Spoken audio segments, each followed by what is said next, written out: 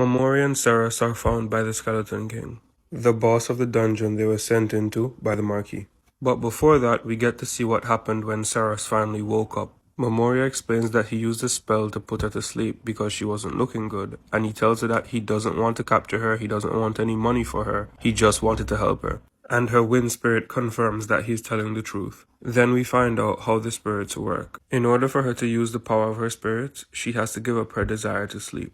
Since she isn't being hunted by the White Walkers anymore, and she trusts Momori, she decides to drop the disguise for the time being. She kneels before him and calls him by his alias, but he says to call him by his actual name, Momori Toka. He also tells her that he won't tell anyone about her identity, and he also reminds her that she's not his servant, so she doesn't need to be so formal and do stuff like kneeling. She introduces herself once again, and includes Piggymaru as well.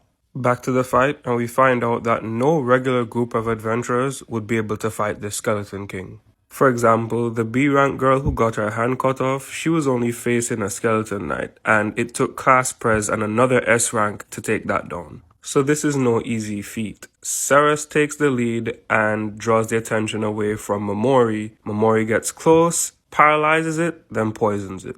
And of course, Ceres is like, what the hell is that? Because she's never seen him use it before. And he's like, don't tell anyone about this. That right there is his trump card for the goddess. Afterwards, he takes the materials that he came there for to level up Piggymaru. And he also takes this strange looking egg from the wreckage because Piggymaru told him to. Back at the inn, and Momori wants to know what Ceres' plans are since she handed in the sake cup. She won't get the money until tomorrow and she needs a place to stay.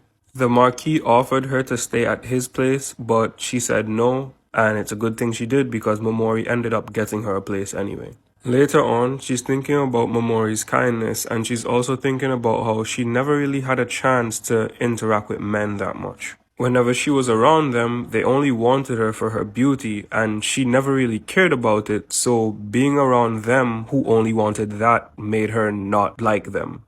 Even the princess that she was supposed to be working with told her to run away because you're too beautiful and people are going crazy. This country's gonna fall anyway, so just leave.